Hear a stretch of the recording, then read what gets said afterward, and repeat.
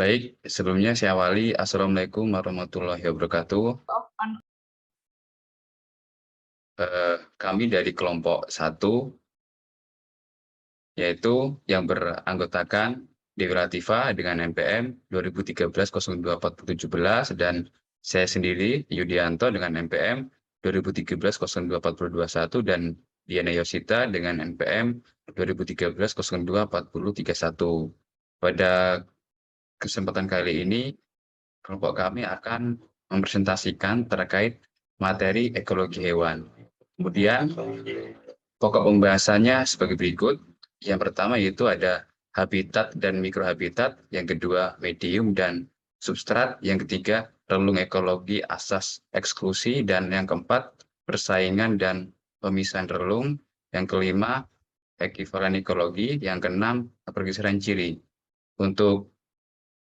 Untuk pokok pembahasan yang pertama yang kedua akan dibacakan oleh Dewi, kemudian untuk pokok bahasan yang 3 dan 4 akan dibacakan oleh Diana, dan pokok pembahasan yang kelima dan yang keenam akan dibacakan oleh saya sendiri. Baik, untuk Saudara Dewi, dipersilakan untuk memaparkan.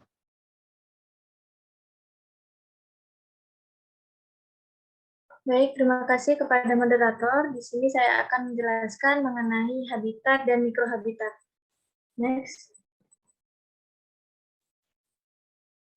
Jadi, habitat ini menurut Morrison pada tahun 2022 mendefinisikan habitat sebagai sumber daya dan kondisi yang ada di suatu kawasan yang berdampak ditempati oleh suatu spesies.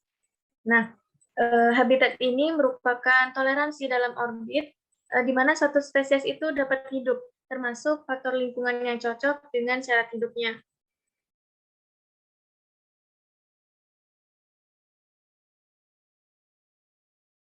Nah, ini merupakan salah satu contoh dari habitat. Pada habitat beruang kutub ini berada di hamparan es yang ada di kutub utara. Kemudian contoh habitat yang lain yaitu habitat serigala atau Canis lupus yang ada di padang rumput, dan habitat orangutan atau Cynia pygmaeus adalah di hutan, terutama hutan hujan tropis. Nah, untuk yang di kutub selatan itu ada habitat penguin atau Actenogytes forsteri. Next. Nah, jadi habitat ini diklasifikasikan menjadi 4, itu menurut waktu, didasarkan pada segi waktu. Menurut waktu ini, yakni dari sudut pandang makhluk hidup, dibedakan menjadi 4. Yang pertama yaitu habitat konstan, yaitu kondisinya bersifat terus-menerus dan relatif baik atau relatif buruk. Jadi pada habitat konstan ini biasanya tidak terjadi banyak perubahan, baik dia perubahan yang lebih baik ataupun ketika terjadi perubahan yang buruk. Nah, contohnya yaitu di padang rumput. Next. Untuk klasifikasi yang kedua yaitu habitat yang bersifat musiman, yakni kondisi habitat berganti secara lebih kurang teratur dan buruk, baik layak maupun tidak layak. Nah, contohnya ini ada di lahan basah. Nah, lahan basah ini atau biasa disebut wetland, itu adalah wilayah-wilayah di mana tanahnya ini jenuh dengan air, baik bersifat permanen atau musiman. Nah, wilayah-wilayah itu sebagian atau seluruhnya kadang tergenangi oleh lapisan air yang dangkal. Jadi ketika musim hujan dia akan terisi banyak air, sedangkan ketika musim kemarau dia akan mengering. Next. Dan selanjutnya yaitu klasifikasi habitat yang tidak menentu atau tidak dapat diperkirakan, yaitu periode dengan kondisi baik lamanya bervariasi, diselingi dengan periode dengan kondisi yang tidak baik lamanya juga bervariasi. Nah, ini salah satu contohnya yaitu pada habitat ataupun ekosistem yang ada di sekitar gunung berapi. Jadi waktu gunung berapi meletus, itu kondisi di sekitarnya akan memburuk, tetapi setelah beriringnya waktu, seiring perkembangan waktu, kondisi di sekitar daerah tempat Gunung Merapi itu meletus itu akan kondisinya sangat baik karena banyak terdapat unsur-unsur hara dari Gunung Merapi yang telah meletus tersebut. Untuk yang selanjutnya yaitu yang keempat. Nah, mikrohabitat ini merupakan sebagian dari habitat yang luas, dapat mempunyai iklim yang berlainan dari iklim habitat. Di dalam mikrohabitat terdapat komunitas kecil-kecil, dan di dalam mikrohabitat tertentu mungkin terdapat mikroorganisme yang tidak ada di tempat lain. Komunitas kecil ini membentuk komunitas hutan. Itu menurut Ewusi pada tahun 1990. Nah, mikrohabitat ini kan tadi dikatakan memiliki iklim yang berlainan dari iklim habitat. Jadi dia itu tidak terpengaruh dari iklim yang luas. Misalkan pada daerah habitat tertentu itu iklimnya dingin, tetapi pada mikrohabitat ini bisa iklimnya hangat. Itu contohnya di next slide. Nah, contohnya yaitu pada lubang rodentia. Pada lubang ini kan misalkan pada dataran di atas tanah itu bisa kondisinya panas ataupun hujan, tetapi di dalam tanah atau di dalam lubang rodentia ini bisa tetap hangat. Jadi mikrohabitat ini dapat dikatakan sebagai seperangkat kondisi lokal atau lingkungan yang paling cocok dan paling langsung berhubungan dengan hewan. Misalnya pada lubang rodentia, sebatang kayu membusuk, dan lain-lain. Jadi di suatu lantai hutan misalnya dapat dijumpai berjenis-jenis diplopoda yang menempati mikrohabitat tertentu. Yang selanjutnya yaitu mengenai medium dan substrat. Nah, substrat dalam biologi ini adalah permukaan di mana sebuah organisme seperti tumbuhan, fungus, dan hewan itu dapat hidup atau menempel. Substrat dapat meliputi material biotik dan abiotik. Serta substrat ini juga bisa meliputi hewan. Contohnya pada gambar di atas yaitu alga yang menempel pada substrat. Nah, substratnya yaitu batu. Nah, ketika ada hewan lain yang menempel pada alga tersebut akan menjadi substrat. Jadi substrat itu tempat di mana organisme lain dapat hidup atau menempel di sana. Next.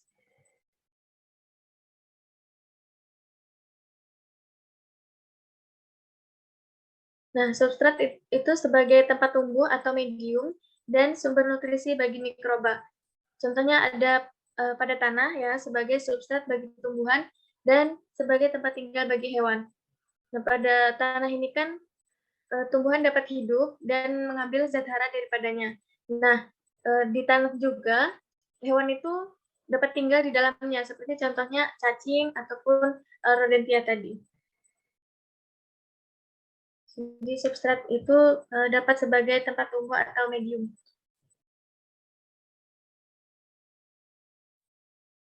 Oke, yang selanjutnya saya kembalikan ke moderator.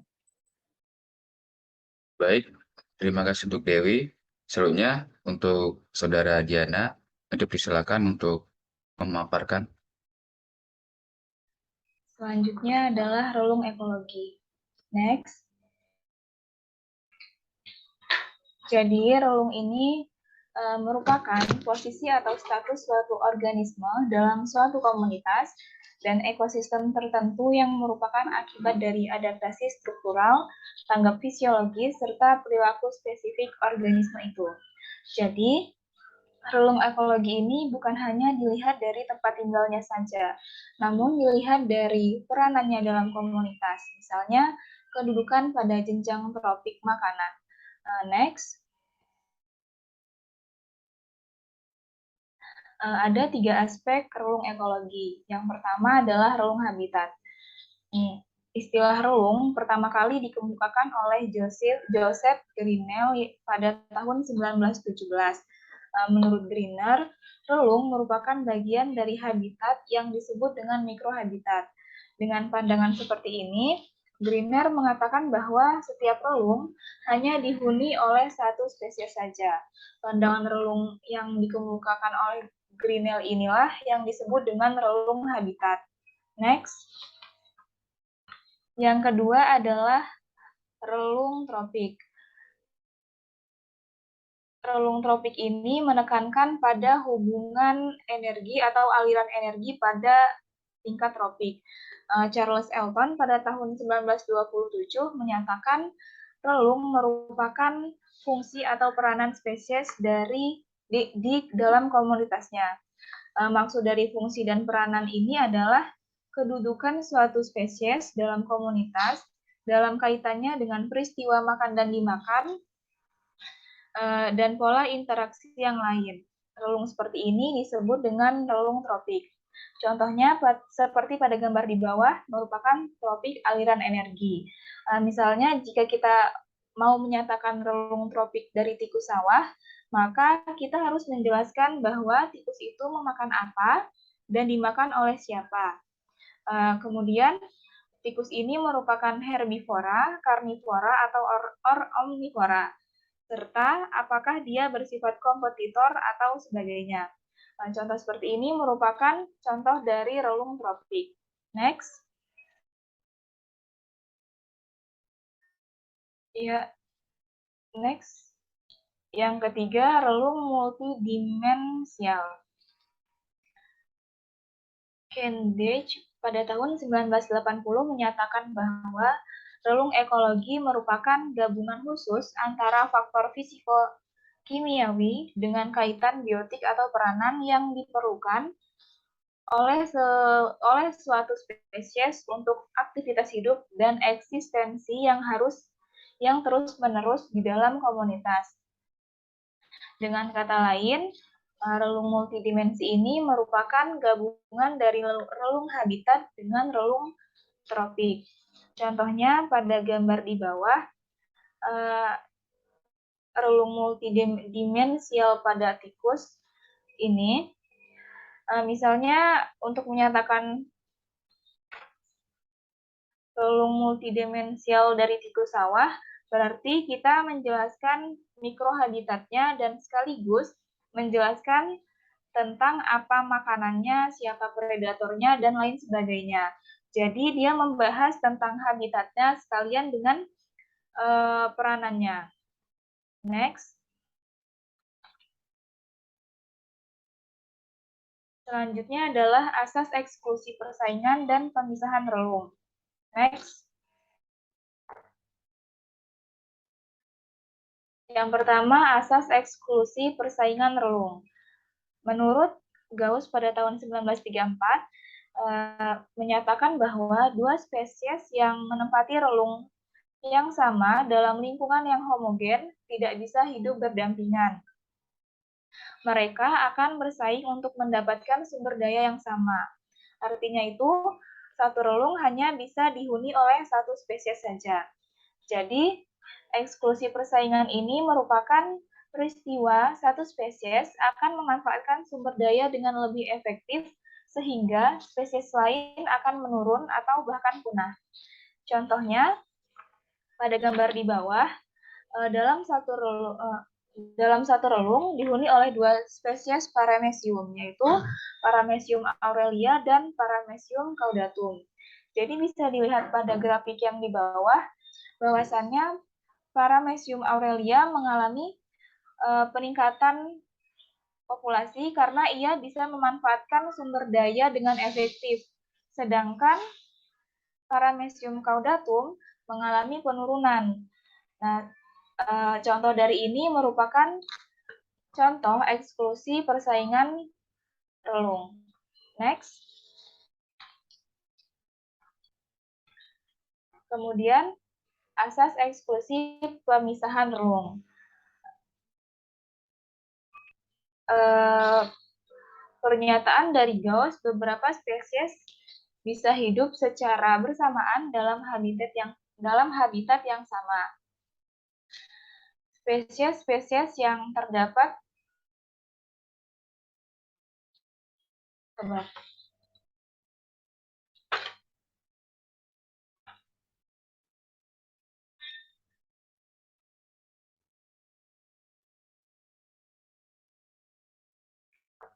B. Asas eksklusi pemisahan relung.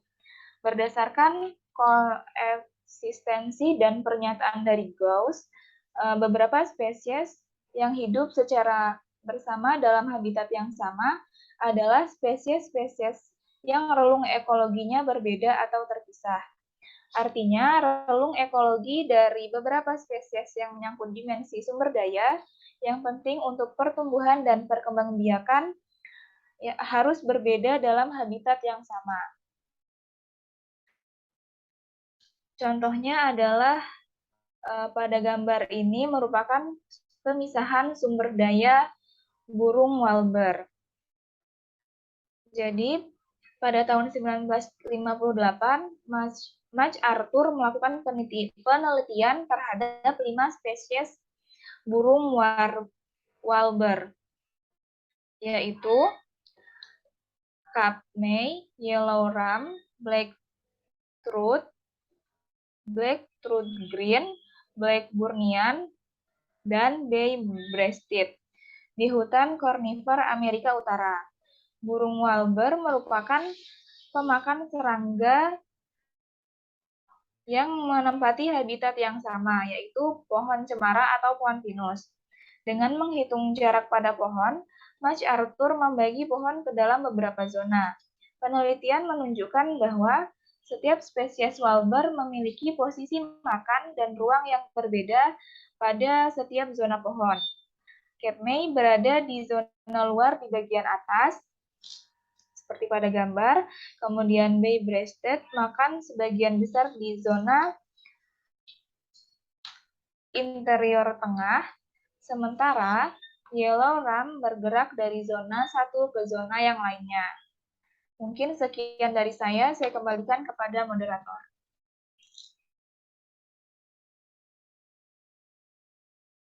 Baik, terima kasih kepada Saudara Diana. Baik untuk pokok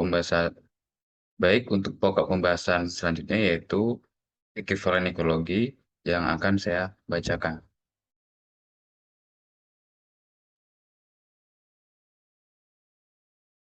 Baik, dapat dilihat dari peta dunia ini ada beberapa hewan, yaitu ada cacing yang hidup di benua Amerika dan ada cacing yang hidup di Indonesia. Kemudian ada beberapa hewan yang hidup di padang rumput yang masih memiliki ciri morfologi yang sama, yaitu ada bison yang hidup di benua Amerika, kemudian ada kerbau Afrika yang hidup di benua Afrika, dan ada banteng yang hidup di Indonesia. Baik, sebenarnya itu ada cacing pertima yang hidup di Indonesia, kemudian ada cacing Lumbritus terrestis yang hidup di Amerika. Kedua cacing tersebut memiliki ciri morfologi yang sama, akan tetapi untuk kedua spesies tersebut dia masih berbeda. Jadi untuk cacing Paratima sp yang hidup di Indonesia dan cacing Lumbritus terrestis yang hidup di Amerika, kedua cacing tersebut menempati tempat yang lembab dengan relung ekologi yang serupa. Jenis-jenis hewan yang menempati relung ekologi yang sama atau ekivalen dalam habitat yang serupa di daerah zoogeografi yang berbeda disebut ekivalen ekologi. Soalnya kemudian di sini ada gambar Bos javanicus di Indonesia, kemudian ada Sincerus saver di Afrika, kemudian ada bison-bison di Amerika. Ekivalen ekologi atau kesamaan ekologi digunakan untuk menunjukkan dua jenis organisme atau lebih memiliki relung sama tetapi berada di daerah geografis yang berbeda. Jenis-jenis yang memiliki ekivalen ekologi dan berada di daerah yang berdekatan atau bersebelahan biasanya memiliki hubungan taksonomi yang dekat. Dan sebaliknya, apabila berada di daerah yang berjauhan, itu dia akan memiliki hubungan taksonomi yang jauh pula. Baik, untuk selanjutnya yaitu pergeseran ciri.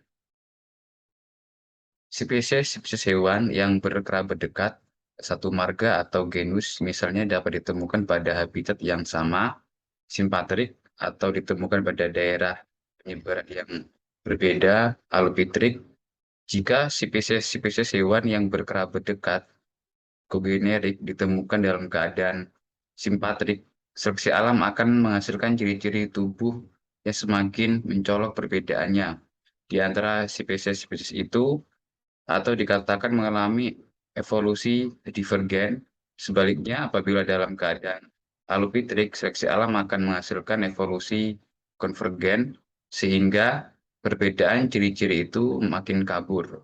Fenomena tersebut di atas dikenal sebagai pergeseran ciri.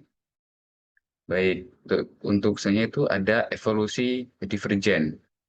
Evolusi divergen terjadi ketika suatu spesies yang berbeda bergabung dari nenek moyang yang sama.